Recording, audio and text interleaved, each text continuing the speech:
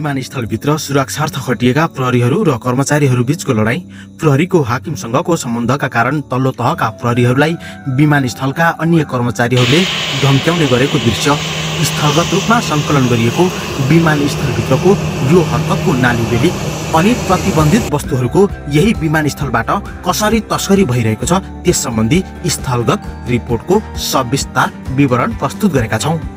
विश्व मञ्चमा देखिएका चर्चित घटनाक्रमहरू र नयाँ समीकरणको सङ्गालो जसले अमेरिकी शक्तिको अन्त्य अनि चीनको रणनीतिको सफलता सँगसँगै घमासान युद्धको सम्भावना बढाएको छ। त्यसमाथि अमेरिकी आड भरोसामा नेपालमाथि लगातार अत्याचार गरिरहेको इन्डिया एकाएक चीनमाथि समेत आइपरेपछि चीनले यसलाई कडा रूपमा प्रतिकार गर्ने आफ्नो धारणा सार्वजनिक गरिसकेको छ। विश्वलाई एउटै सडक सञ्जालमा जोड्ने अति ठूलो महत्त्वाकांक्षी परियोजना BRI को सूत्रधार रहेको चीनको विकास र शक्तिका कारण दक्षिण एसियामा राज गर्ने रणनीतिमा रहेको इन्डिया र अमेरिकालाई थेगी नसक्नुको चुनौती थपिएको छ।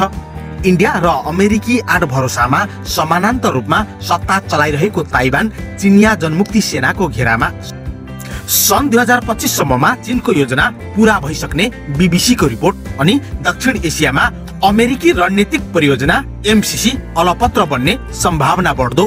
चीनको विद्रोही प्रान्त ताइवानमा चिनिया जनमुक्ति सेनाको नियन्त्रण सँगसँगै ताइवानमा रहेको अमेरिकी अखडा चीनको नियन्त्रणमा आउने, हजारौं वर्षदेखि स्वतन्त्र रहेको नेपाललाई हेप्ने इन्डियन हरकत फेरि पनि लगातार रूपमा बढिरह्यो। मेचीदेखि महाकालीसम्मका हजारौं वर्ग किलोमिटर भूभाग अतिक्रमण गरिसकेको इन्डियाले फेरि पनि यस हरकतलाई निरन्तरता दिँदै नेपालीहरूमाथिको आक्रमणलाई तीव्रता दिइरहँदा समेत नेपाल सरकार मौन बस्नुलाई रहस्यपूर्ण रूपमा हेरिएको छ। चीनको भूमिमा समानान्तर रूपमा सत्ता चलाइरहेको ताइवान स्वतन्त्र मुलुक हो भने 70 वर्ष अगाडि मात्रै स्थापित भएको इन्डियाले नेपालको विषयमा हेपाहा वक्तव्य सार्वजनिक गर्नुलाई चोरले गर्ने निसाफ भन्दै आलोचना। तर विडम्बना गत हप्तादेखि कांग्रेस नेताहरूको इन्डिया भ्रमणमा देखिएको लड्को र इन्डियन अपराधका विषयमा देखाइएको मौनताको विषयलाई राष्ट्रिय संकटका रूपमा नागरिक समाजको चिन्ता। चीनको पारस्परिक सहायता, सहअस्तित्व र सहकार्यको नीतिबाट लाभ लिँदै इन्डियन अत्याचार विरुद्ध लड्न नसक्दा नेपालको भविष्य थप संकट उन्मुख। गत हप्ता मात्रै इन्डियाले हजारौं हेक्टर नेपालीहरूको भूभाग कब्जामा लिँदा समेत देउबाले अझै मतलब गरेनन् आखिर किन? नेपाली जनताहरूको झोले प्रवृत्तिका कारण विक्रम सम्वत 2053 सालमै महाकाली सम्झौता मार्फत नेपालको लाखौं हेक्टर भूभाग इन्डियालाई बुझाइएको थियो भने अहिले फेरि MCC परियोजना सम्झौता मार्फत नेपालको राजनीति समेत इन्डिया र अमेरिकी नियन्त्रणमा सुम्पने हरकत भएको उदाहरणलाई व्यवस्था गर्दाको परिणाम स्वरूप अन्ततः नेपाललाई सिक्किम, भुटान या फिजीकरण गरी इन्डियाको कब्जामा पुर्याउने त्रास बढिरहेको भन्दै विज्ञहरूको चिन्ता। स्थलगत रूपमा विमानस्थल भित्रै गएर तयार गरिएको यो विशेष रिपोर्ट समेत आजको अर्को मुख्य आकर्षण रहेको छ। तस्करीका सामानहरू पास गराउने नयाँ बाटोको सम्बन्धमा अर्को रिपोर्ट आजको खास विषय रहनेछ। अन्त्यसम्म साथ दिनुहोला। आजको विशेष रिपोर्टको सिलसिला हेरौं। नेपाल प्रहरीका SSP सम्मको फुली लगाएका 4 जना वर्दीधारी र अन्य 30 जना सहित जम्मा 34 जना भने फैसलाको अन्तिम दिनसम्म पूर्वपक्षका लागि जेलमै थिए भने ती 77 जना अभियुक्तहरू मध्ये अन्य सबैलाई यस अगाडि नै थुनामुक्त गरिसकिएको थियो। त्यसपछि उनीहरूको पद पुनर्स्थापना गरी अदालतको आदेशमा फेरि पनि उनीहरूले प्रहरीको नेतृत्व गर्न ड्युटीमा खटिने अवसर पाइसकेका थिए। यस अगाडि नै नेपालले UAE सँग सुपुर्दगी सन्धि गरेको खण्डमा फरार रहेका दोषीहरू समेत विदेशबाटै पक्राउ पर्ने अनि कारबाहीमा पर्ने भएपछि अघिल्लो सरकारका प्रधानमन्त्री KP शर्मा ओलीले यस कार्यलाई रोकेर राखेका थिए भने त्यसपछि प्रधानमन्त्री बनेका शेरबहादुर देउबाले समेत सुपुर्दगी सन्धिलाई रोक्ने गरी निरन्तरता दिएको नयाँ तथ्य समेत सार्वजनिक। देशभर हंगामा। विशेष रिपोर्ट। नेपालको राजनीति केका लागि र कसले सञ्चालन गरिरहेको छ, कसलाई बचाउन खोजिएको हो, नाम सहित पहिलो पटक सार्वजनिक। आम नेपाली युवाहरूले स्मरण गर्नुपर्ने यस खतरनाक घटनाको सिलसिला आखिर कसरी रहस्यमय तवरले अगाडि बढ्यो त? सारा नालीबेलीहरू प्रस्तुत गरेका छौं। भिडियोको अन्त्यसम्म हेर्ने प्रयास गर्नुहोला। सनम साक्य हत्या प्रकरण र नेपालमा संगठित रूपमा हुँदै आइरहेको सुनको तस्करीको जालो पर्दाफास गर्ने भन्दै सुरु भएको प्रहरी अनुसन्धान र सरकारले गठन गरेको अनुसन्धान समिति अनि अदालती फैसलाको पूर्ण विवरण लिएर प्रस्तुत भएका छौं। नेपालको इतिहासमा देखिएको यो कहालीलाग्दो दृश्यलाई स्थलगत रूपमै तयार गरिएको हो। भिडियोको अन्त्यसम्म हेर्नुहोला आजको अर्को विशेष रिपोर्ट। सिरियली रूपमा पटक पटक गरेर एउटै समूहले गरेको 38 क्विन्टल सुन तस्करी र एयरपोर्टमा खटिएका प्रहरीहरूको समेत संलग्नता मात्र होइन, त्यही प्रहरीले गर्ने अनुसन्धानको नाटकीय रवैयाको सनसनीपूर्ण भिडियो समेत सार्वजनिक भएको छ। एसएसपी दिवेश लोहनी सहितको प्रहरी अधिकारीहरू र गोरे भनिने चुडामणि उप्रेती सहितको समूहले गरेको भनिएको तस्करी र हत्या प्रकरणको सम्बन्धमा अदालतको फैसलाले फेरि पनि तहल्का। नेपालको इतिहासमै सर्वाधिक ठूलो तस्करी र नाटकीय हत्या प्रकरणमा न्यायालय, प्रहरी सहित राज्यका प्रशासनका समग्र गतिविधिको संगालो। अब विशेष रिपोर्ट। सबैभन्दा पहिले यस घटनाको पृष्ठभूमि र सामान्य जानकारी हेरौं। विक्रम सम्वत 2053 सालको मंसिरमा थाई एयरलाइन्सबाट आएको 33.5 केजी सुन गायब भएको भन्दै तस्कर समूहहरू बीच खैला बैला सुरु भएको थियो। सोही सुन खोजी गर्ने क्रममा 2074 साल फागुन 18 गते सुन तस्करीका नाइके गोरे भनिने चुडामणि उप्रेतीका सहयोगी मोरङ उर्लाबारी नगरपालिका 7 का युवा सनम साक्यको गोरे सहितको समूहले हत्या गरेको थियो। सनम साक्यको शव 2074 साल फागुन 19 गते अपराध अनुसन्धान महाशाखाका एसएसपी दिवेश लोहनी, डीएसपी प्रजित केसी र सही बालकृष्ण सञ्जेलको समूहले स्कर्पियो जीप भित्र विराटनगर 1 पोखरियामा फेला पारेको समाचार सार्वजनिक गरिएको थियो। घटनास्थलबाट टेकराज मल्ल ठकुरी, मोहन काफ्ले र कृष्ण कार्की पक्राउ परेका थिए। सुन तस्करहरू पक्राउ गर्ने क्रममा यी 3 जना व्यक्तिहरूलाई प्रहरीले पक्राउ गरेपछि सुन तस्करहरू सार्वजनिक गरिएको भन्दै यस हत्या घटनालाई प्रहरीकै सक्रियतामा सामसुम बनाइएको थियो। तर यस घटनाबारे उर्लाबारीवासीहरूले तत्कालीन गृहमन्त्री रामबहादुर थापा बादललाई गुहारेपछि सरकारले गृह मन्त्रालयका सहसचिव ईश्वर पौडेलको नेतृत्वमा उच्च स्तरीय छानबिन टोली बनाएर यस घटनाको अनुसन्धान थालेको थियो। यही छानबिन टोलीको प्रतिवेदनका आधारमा मोरङ प्रहरीले सरकारी वकिलको कार्यालय मोरङ मार्फत 9 जना प्रहरीहरू सहित 77 जना आरोपीहरू विरुद्ध मोरङ जिल्ला अदालतमा मुद्दा दर्ता गराएको थियो। सबै अभियुक्तहरूलाई आपराधिक समूह स्थापना गरी सुन चोरी पैठारी निकासी गरी अवैध कारोबार गरेको र मानव अपहरण गरी बन्धक बनाएर हत्या गरेको अभियोग लगाइएको थियो। यसरी विक्रम सम्वत 2072 सालदेखि 74 सालसम्म संगठित अपराध सञ्जाल बनाएर 17 अर्ब 1 करोड 80 लाख 71,473 रुपैयाँ बराबरको 37,59,563 ग्राम बराबर सुन तस्करी गरेको र सनम साक्यको अपहरण गरी हत्या गरेको अभियोग पनि लगाइएको थियो। तर यो मुद्दा फेरि सतहमा मात्र आएन कि नेपालमा मौलाउँदै गरेको तस्करी र अपराध सँगसँगै प्रहरीको हरकत समेत सार्वजनिक भएको छ भने न्याय प्रक्रिया र अनुसन्धान प्रक्रिया सँगसँगै प्रशासन प्रति समेत डरलाग्दा प्रश्नहरू खडा भएका छन्। 38 क्विन्टल सुन तस्करी प्रकरण कसरी यो अवस्थामा आइपुग्यो? कसले कस्तो भूमिका खेलेको थियो? नेपालको विमानस्थलबाट कसरी तस्करी हुँदो रहेछ? स्थलगत रूपमै तयार गरिएको यो विशेष भिडियो समेत देखाउने छौं। भिडियोको अन्त्यसम्म हेर्ने प्रयास गर्नुहोला। सुन तस्करीका 56 जना अभियुक्तहरूलाई सफाई दिँदै सुन लुकाएका व्यक्ति भनिएको सनम साक्यको हत्यामा संलग्न गोरे सहित 6 जनालाई जन्मकोहित तोकिएको छ। 38 क्विन्टल सुन कहाँ र कसले लुकाएको रहेछ? दुनियाँलाई चकित पारेको यस घटनाको नालीबेली सरसर्ती हेरौं। तस्करी भएको भनिएको सुन नै बरामद हुन नसकेको र तस्करी भएको अन्य पर्याप्त प्रमाणहरू नपुगेको भन्दै बहुचर्चित 38 क्विन्टल सुन तस्करी मुद्दामा अदालतमा उपस्थित भएका सबै 56 जना नै अभियुक्तहरूलाई जिल्ला अदालत मोरङले सफाई दिएको छ। यहाँ भित्रको खेल अनि हजारौं किलो सुन पचाउने रणनीतिको जालो कसरी पर्दाफास भएको छ विस्तारमा देखाउने छौं। जबकि अदालतको प्राङ्गणमै पत्रकारलाई समेत लात्तीले हिर्काउने तत्कालीन एसएसपी दिवेश कुमार लोहनीको विषयले तरंग पैदा गरेको छ। अब विस्तारमा 38 क्विन्टल सुन तस्करीसँगै जोडिएका सनम साक्यको अपहरण तथा हत्या मुद्दामा भने प्रत्यक्ष संलग्न रहेको भनिएका गोरे भनिने चुडामणि उप्रेती लगायत 8 जना मात्रलाई दोषी ठहर गरेको छ। हत्या अभियोगका व्यक्तिहरूलाई सजाय भए पनि सुन तस्करीमा संलग्न भएका भनिएकाहरूलाई निर्दोष घोषणा गरिएसँगै चर्चित सुन तस्करी काण्डका दोषीहरू बच्न सफल भएका हुन्। मुद्दा दायर भएको करिब 3.5 वर्षपछि जिल्ला अदालत मोरङका न्यायाधीश भरत लम्सालले गत मंगलबार सुनाएको फैसला सरसर्ती हेरौं। भन्सार ऐन 2064 को व्यवस्था अनुसार तस्करी भएको सामान बरामद भएको अवस्थामा मात्र दाबी गरिए अनुसारको सजाय हुने कानुनी व्यवस्था रहेको र यस मुद्दामा दाबी गरिए अनुसार तस्करी भएको सुन बरामद हुन नसकेको भन्दै अदालतले सबै अभियुक्तहरूलाई सफाईको प्रमुख आधार बनाएको छ। 6 वर्षको अवधिमा प्रहरीले त्रिभुवन अन्तर्राष्ट्रिय विमानस्थलबाट 3749 थुप्लो 55 केजी सुन तस्करी भएको दाबी सहित भन्सार ऐन 2064 को दफा 57 को उपदफा 1 को च अनुसार अभियोग दायर गरेको थियो।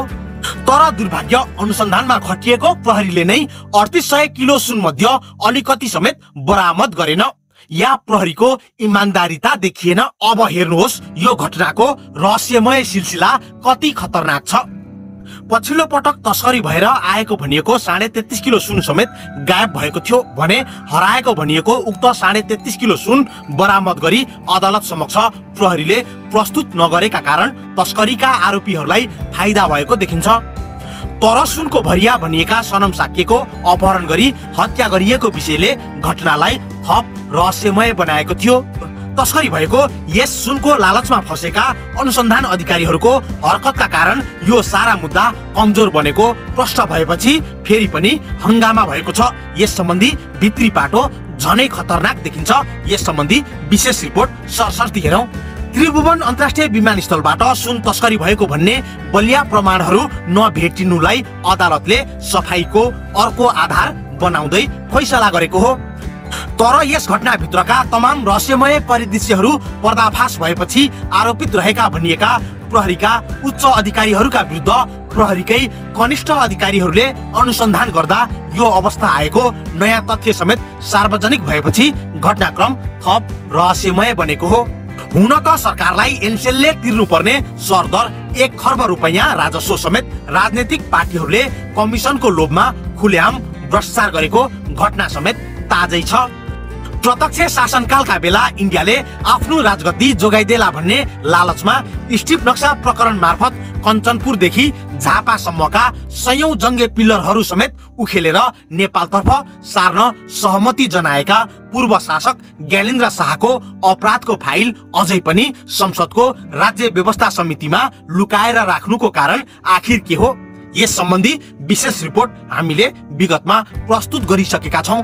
30 अरब भन्दा बढी भ्रष्टाचार गरेका राजस्व विभागका हाकिम चुडामणि शर्मालाई देउबा सरकारले आफ्नो स्थापनाको सुरुमै रिहा गर्दै उन्मुक्ति दिने कार्यलाई तीव्रता दिएको घटना पनि ताजै छ। ज्ञात रहोस् यस भ्रष्टाचार काण्डका लागि कांग्रेस नेता तथा तत्कालीन अर्थमन्त्री रामशरण महतको संलग्नताको विषयलाई सुरुमै ओझेल पारिएको थियो अनि उनको सम्बन्धमा अनुसन्धान नै गरिएन। शेरबहादुर देउबा नेतृत्वको सरकारको निर्माण सँगसँगै बालुवाटार जग्गा तस्करी काण्डका नायिके मध्येका एकजना कांग्रेस उपसभापति विजय कुमार गच्छदारलाई खुनामुक्त गरिएको थियो। यस परिदृश्यमा 38 क्विन्टल सुन तस्करी काण्डका अभियुक्तहरूलाई अदालतले दिएको सफाई या अदालतलाई यस्तो फैसला गर्ने आधार निर्माण गरिएको घटनाक्रम अनि नयाँ खुलासाको सिलसिला समेत आजको अर्को महत्त्वपूर्ण विषय रहेको छ।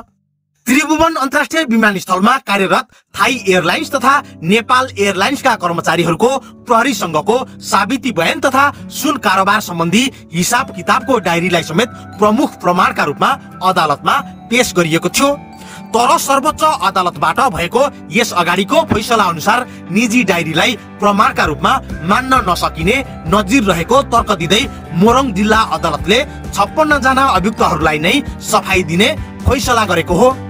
सुन तस्करीमा संलग्न भएका भनिएका प्रहरीहरू मध्ये केही व्यक्तिहरू फैसला सँगसँगै फेरि पनि प्रहरीको नेतृत्वमा पुगेका छन् भने एसएसपी दिवेश लोहनी अहिले गण्डकी प्रदेश प्रहरीको कमान्डर छन्। यस सम्बन्धी विशेष रिपोर्ट आजको अर्को महत्त्वपूर्ण विषय रहेको छ।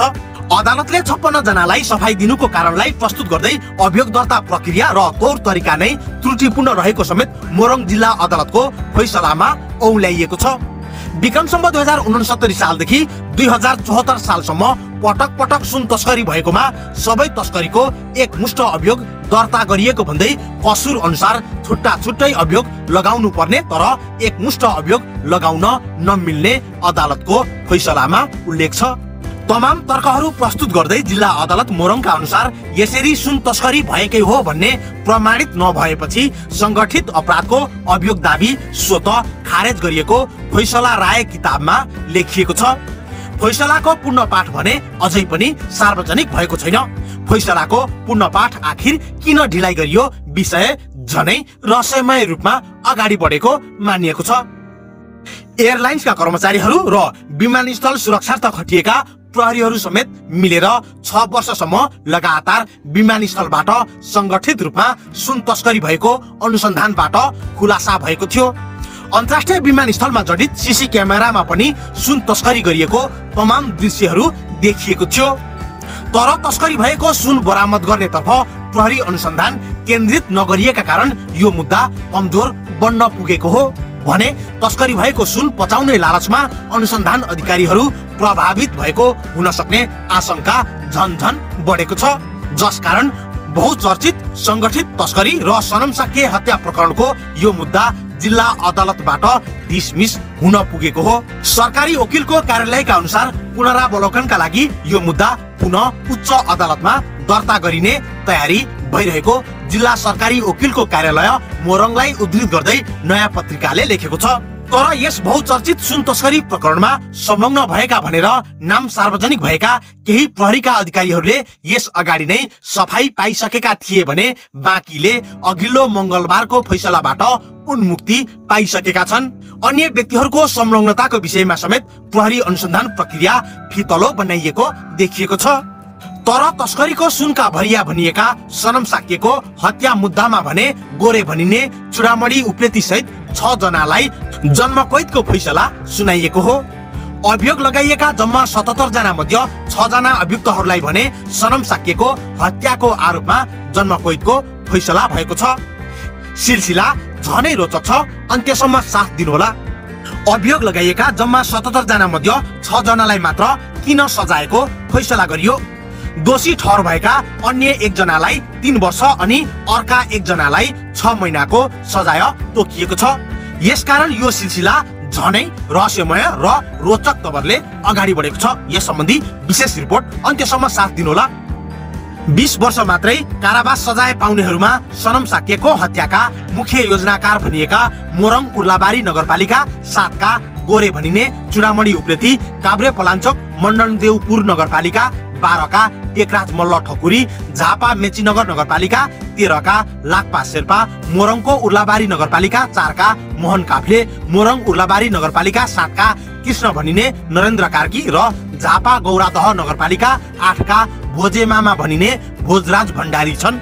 काठमाडौँ महानगरपालिकाका राजन कुमारलाई 3 वर्ष र मोरङ उर्लाबारी नगरपालिका 2 का माधव भनिने मदन प्रसाद घिमिरेलाई पुरानो मुलुकी ऐनको दफा 17 को उपदफा 3 को व्यवस्था अनुसार 6 महिना मात्र सजाय तोकिएको छ। यसै गरी अपहरण तथा शरीर बन्धक मुद्दामा पनि गोरेलाई दोषी ठहर गरिएको छ। तर यस अपराधमा सजाय निर्धारण भने यस बेलासम्म भइसकेको छैन। पछिल्लो पटक बरामद भएको तस्करीको 33.5 किलो सुन लुकाइएको आशंकामा गोरेको समूहले सनम साक्यलाई नियन्त्रणमा लिएर करेन्ट लगाई यातना दिएको र त्यही क्रममा उनको मृत्यु भएको भिडियो नै सार्वजनिक भएको थियो। प्रहरीकै हाकिमहरूले सनम साक्यले सुन लुकाएको भनेर औल्याएका कारण गोरेको समूहलाई प्रहरीले नै परिचालित गरेर हत्या गराएको अनि अन्ततः गोरेलाई समेत फसाएर सबै सुन हत्याएको अनुमानलाई घटनाक्रमले थप सशंकित बनाएको हो। यस मुद्दामा अभियुक्त रहेका 9 जना प्रहरीहरूले सबै मुद्दाबाट आखिर कसरी सफाई पाए त? भित्री रहस्य के हो वास्तविकता सरसर्ती हेरौं। पूर्व डीआईजी गोविन्द प्रसाद निरौलाले सबै मुद्दाबाट सफाई पाएका छन् भने जेलमै रहँदा प्रहरीबाट अवकाश पाएका एसएसपी श्याम बहादुर खत्रीले पनि सम्पूर्ण मुद्दाबाट सफाई पाएका हुन्। ज्ञात रहोस्, एसएसपी खत्रीले कानून विपरीत शक्ति केन्द्रको आडमा कैयौं पटक विमानस्थलमा सरुवा मिलाएर यस तस्करी धन्दालाई चलाइरहेको खुलासा भएको थियो। तर सुन्नै नभेटिएका कारण उनलाई पनि अदालतले सफाई दिएको बताइएको छ। त्यसैगरी तत्कालीन एसएसपी दिवेश कुमार लोहनी, एसएसपी विकास राज खनाल, एसपी प्रजित केसी, डीएसपी सञ्जय बहादुर राउत, सही बालकृष्ण सञ्जेल तथा हवलदारहरू विष्णु बहादुर खड्का र अम्बर बहादुर थापाले पनि सबै आरोपबाट सफाई पाएका छन्। यिनीहरू मध्ये एसएसपी श्याम बहादुर खत्री, डीएसपी राउत, हवलदारहरू अम्बर बहादुर थापा र विष्णु बहादुर खड्का विगत 3.5 वर्षदेखि जेलमै थिए। उनीहरू समेत अदालतको आदेशबाट मंगलबार नै जेलमुक्त भएका हुन् भने एसएसपी दिवेश कुमार लोहनी बडुवा भएर अहिले डीआईजी बनेका छन् र उनी अहिले गण्डकी प्रहरीको प्रमुख भएर कमान्ड चलाइरहेका छन्।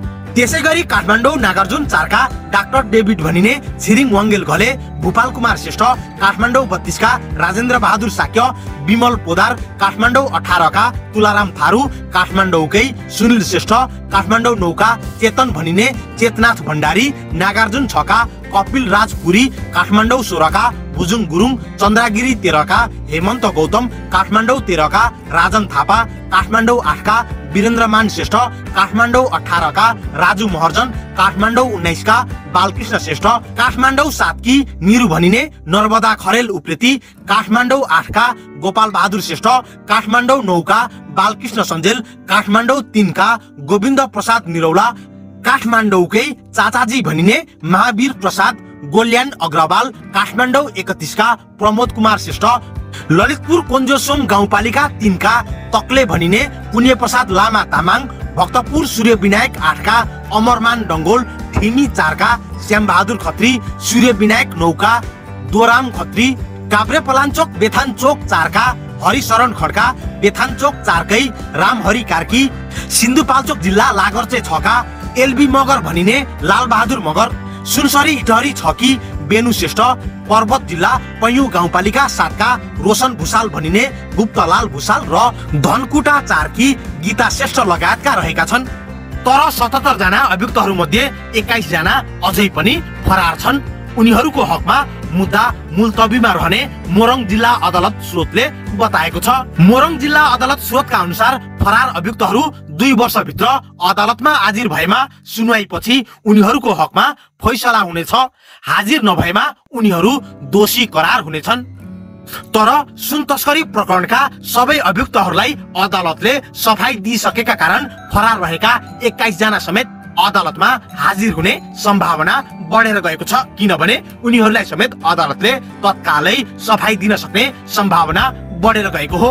फरार रहेका व्यक्तिहरूमा झापा मेचीनगर 13 का रुस्तम भनिने मोहम्मद उस्तम मिया, सोलुखुम्बु दुधकुण्ड 8 का टुक बहादुर मगर, मोरङ उर्लाबारी 4 का भविन राई भनिने भविन तामाङ, मोरङ जिल्ला गोविन्दपुर 8 का अर्जुन प्रसाद खरेल, सुनसरी धरान उपमहानगरपालिका 2 का कृष्ण बस्नेत, काठमाडौँ 29 का एमके मामा भनिने मोहन कुमार अग्रवाल, काठमाडौँ चन्द्रागिरी 4 का कालु काले किशन लगायतका नामले चिनिएका कृष्ण गोपाल अग्रवाल, काठमाडौँ 16 का मणिराज चौलागाई, काठमाडौँ कागेश्वरी मनोहरा 3 की रक्षा भण्डारी, सुनसरी धरान 2 का सुनिल कुमार अग्रवाल, काठमाडौँ 7 का रमेश उप्रेती, पोखरा 21 का प्रयास पराजुली, बागलुङ काठेखोला 7 का कमल कार्की, सिन्धुपाल्चोक त्रिपुरा सुन्दरी का शिवकुमार गुबाजु, मोरङ कानेपोखरी 4 का माधव आचार्य, मोरङ सुन्दर हरैचा 2 का ओम प्रकाश नेवार, सिराहा धनगढी माई 2 का रोहित आचार्य,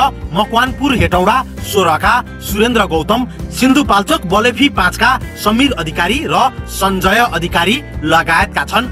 अपराधिक समूह स्थापना र सञ्चालन गरी सुन चोरी, पैठारी अनि निकासीको अवैध कारोबार, मानव अपहरण, शरीर बन्धक र कर्तव्य ज्यान अभियोगको उक्त मुद्दा पहिलो पटक 2075 साल वैशाख 19 गते 63 जना विरुद्ध मोरङ जिल्ला अदालतमा दर्ता भएको थियो।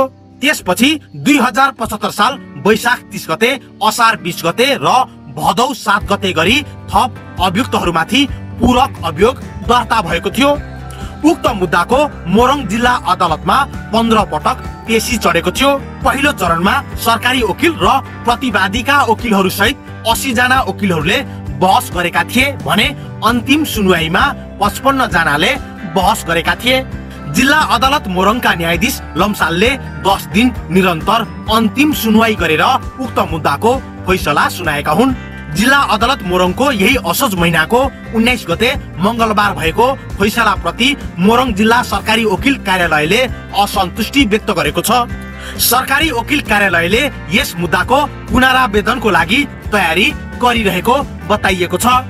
मोरङ जिल्ला अदालतको यो फैसलाको पूर्ण पाठ आएपछि पुनरावेदन गरिने मोरङ जिल्लाका न्यायाधिवक्ता रामहरि शर्माले बताएका छन्।